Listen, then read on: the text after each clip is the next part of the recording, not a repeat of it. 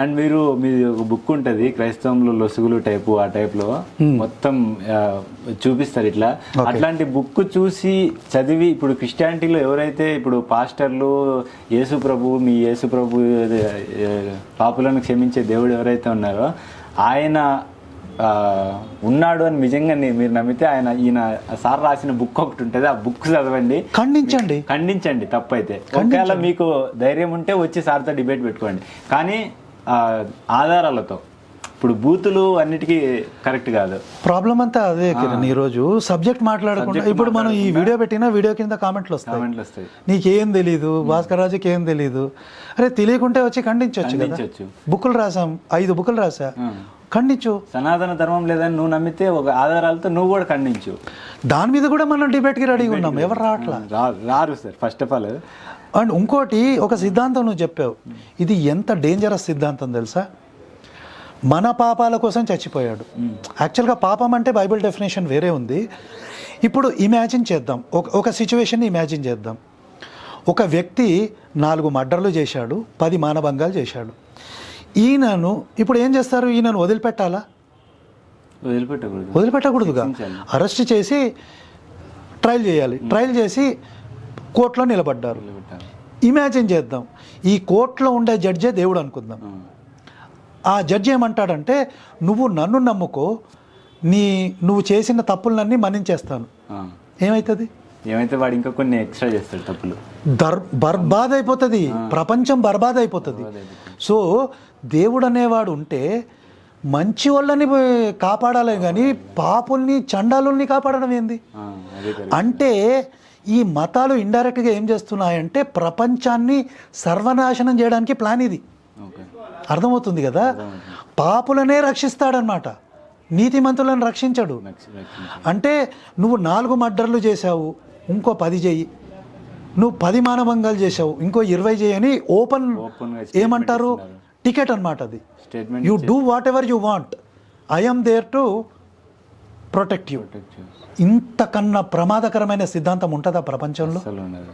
సరే ఇంకొకటి, ఇప్పుడు హిందూ ధర్మమే మంచిదైతే కుల మత వర్ణ భేదాలు ఇంకా మనం ఇట్లా ఎత్తుకుంటే చాలా చాలా చెప్తారు. అండ్ ఇంకొకటి ఏంటంటే ఈ మన హిందువుల్లో మన వాళ్ళు ఎవరైతే ఉన్నారో మన వాళ్ళే అడ్డబొట్టు నిలువుబొట్టు అనే పేరు పెట్టుకొని కొట్టుకుంటా ఉంటారు. మీకే సక్రమంగా లేదు, మీరు పక్క మతాలను వేలు చూపిస్తారా అని కొంతమంది ప్రశ్నిస్తుంటారు. ఓకే, వాళ్ళకు మీరు చెప్పే సమాధానం? మన ధర్మంలో ఎట్లుంటుందంటే తత్వం అని అడిగావు కదా, ఆ దేవుడి తత్వం ఉంటుందన్నమాట. అంటే ఏకం సత్విప్రా బహుదా వదంతి, ఇది ఋగ్వేద మంత్రం. దీని ప్రకారం ఏంటంటే భగవంతుడు ఒకడే, కానీ అదే భగవంతుడు అనేక విధాలుగా ఎక్స్ప్రెస్ అవుతాడనమాట. కృష్ణుడిగా, శివుడిగా, విష్ణువుగా, బ్రహ్మగా, వినాయకుడిగా, అమ్మవారిగా. సో నువ్వు ఏ విధంగానైనా పూజించుకోవచ్చు. అది మనకిచ్చిన అడ్వాంటేజ్. ఇప్పుడు నేను శివుడిగా పూజించుకుంటానండి. శివుడిగా పూజించుకొని శివుడి దగ్గరికి వెళ్ళి లింగానికి అభిషేకం చేస్తాను.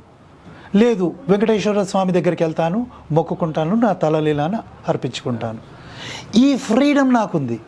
మ్లేచ్ఛ మతాలలో ఫ్రీడమ్ ఏంది? వాడు ఏమంటాడంటే, ఈ రూట్ పెట్టినా నీకు, నువ్వు ఇట్లనే పో, ఒక్క అడుగు అటేసినవా కసక్. ఇది ఫ్రీడమా? ఫ్రీడమ్ కాదు, ఇది జైల్ఖానా కాదు. ఇప్పుడు ఒక ఆవు ఉంది, ఆవు మెడకి తాడు కట్టినాం, పోల్కి కట్టినాం, ఫ్రీడమ్ అంటారు. అది ఎట్లా ఫ్రీడమ్ అవుతుంది? దాని చుట్టే తిరగాలి, అది ఎటు పోలేదు. కానీ సనాతనమైన హిందువుకి ఎంత ఫ్రీడమ్ ఉందంటే, నేను ఏ విధంగానైనా ఆరాధించవచ్చు. నాకు విద్య కావాలి, సరస్వతి అమ్మని నేను పూజిస్తా విద్య కోసం. నాకు బలం కావాలి, ఆంజనేయ స్వామిగా నేను పూజిస్తా. నాకు శుభాలు జరగాలి, శివుడిగా పూజిస్తా. ఎలాగైనా పూజించుకోవచ్చు. ఇది ఫ్రీడమ్. అక్కడ ఫ్రీడమ్ లేదు. పోనీ అక్కడితో వీళ్ళు ఆగిపోయారా? ఒకరిని పూజిస్తే ఇంకోరిని చంపుకోవడం. ఇప్పుడు క్రిస్టియానిటీలోనే 45,000 సెక్ట్స్ ఉన్నాయి, అంటే భాగాలు ఉన్నాయి. ఒకడంటే ఒకడికి పడదు. ప్రొటెస్టెంట్ ఏమంటాడు తెలుసా? క్యాథోలిక్ని నువ్వు నరకానికి పోతావు అంటాడు. వాడేమంటాడంటే వీడు నరకానికి పోతావు అంటాడు. అట్లా వాళ్ళు ఈరోజు కూడా కొట్టుకుంటున్నారు. కానీ నువ్వు ఒక మాట మాట్లాడావు, ఏదంటే శైవులు వైష్ణవులు కొట్టుకున్నారని, చరిత్రలో అయితే ఇది లేదు. వాళ్ళు కూర్చొని డిబేట్ చేసుకున్నారు కానీ ఒకరినొకరినైతే ఎప్పుడు కొట్టుకోలేదు.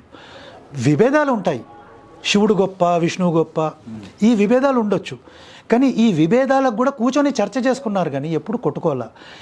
ఇలా కొట్టుకున్నారని ఎవరు స్టోరీలు క్రియేట్ చేశారు తెలుసా? ఈ నికృష్టమైన కమ్యూనిస్టులు. ఎందుకు?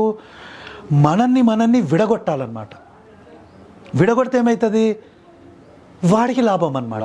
ఓట్ బ్యాంక్ ఇప్పుడు ఓట్ బ్యాంక్ నడుస్తలే. యోగి ఆదిత్యనాథ్ ఏమన్నాడు? ఒక మంచి మాట అన్నాడు, బటేంగేతో కటేంగే. ఎందుకన్నాడు? మనం కులాలుగా, మతాలుగా, వర్గాలుగా విడిపోయి ఉన్నాం. వీడేం చేస్తాడంటే మనల్ని విడగొట్టుకొని ఓట్లు వేసుకుంటాడు. పోనీ ఓట్లు వేసుకున్న తర్వాత మనల్ని పట్టించుకుంటాడా? వక్త్ బోర్డ్ అని వేల ఎకరాలు వానికి పంచిపెడతాడు. మన గుడిని ఫ్రీ చేశాడా? పోనీ మన గుడికని ఎక్స్ట్రాగా ఒక 10 ఎకరాల పొలం ఇచ్చాడా? మన పొలాలనే కబ్జా చేస్తున్నాడు వీడు. అంటే హిందువులు గమనించుకోవాలి, ఇది మనని విడగొడతాడు. మళ్ళీ ఆడు ఉదయనిధి స్టాలిన్ ఏమంటాడు? సనాతన ధర్మం డెంగ్యూ, మలేరియా. అదే ఇస్లాం గురించి చెప్పగలడాడు? వాడి తల ఉంటుందా మెడ మీద?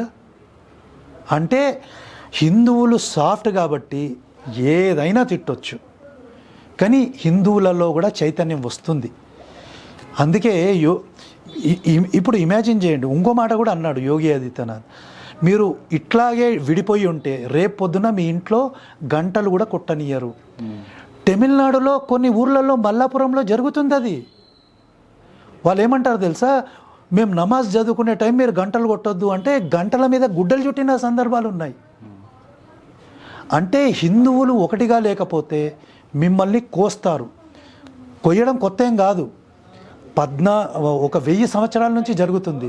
ఈ మ్లేచ్చులు ఎవరైతే ఇస్లామిస్టులు జిహాదీలు ఉన్నారో, ఇప్పుడు పాకిస్తాన్ అంతా అది ఇస్లామా ముందు నుంచి?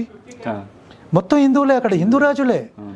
వాళ్ళని కోసి కన్వర్ట్ చేసి కత్తి మీద మెడబెట్టి మతం మార్చారు. 2%కి వచ్చారు. ఇప్పుడు 27%. కాశ్మీర్లో కత్తులు మెడ మీద పెట్టి మతం మార్చిండ్రు. పోనీ ఇస్లాంల సంగతి అక్కడ పెడదాం. ఈ క్రిస్టియన్లు నీతిమంతుల 100 దేశాల మీద పడి కత్తితోటే మతం మార్చిండ్రు వాళ్ళు. యూరోప్ ఒకప్పుడు అంతా హిందూ దేశమే, పేగన్ దేశాలు అంతా నరుక్కుంటూ వచ్చి మతం మార్చారు అక్కడ. ఈవెన్ గోవాలో ఆడు సెంట్ జావియర్ అని ఒక గొప్ప వ్యక్తిగా చెప్తుంటారు వీళ్ళు. ఆ సెంట్ జావియర్ పేరు మీద స్కూళ్ళు కాలేజీలు కూడా ఉన్నాయి. వాడు ఏం చేశాడు తెలుసా? కొలంబస్ వచ్చిపోయిన తర్వాత వాడు వచ్చి గోవాలో చాలామందిని హిందువులని కత్తి మెడ మీద పెట్టి మతం మార్చాడు. ఎంతోమందిని నరికాడు. గుళ్ళు కూల్చారు కదా.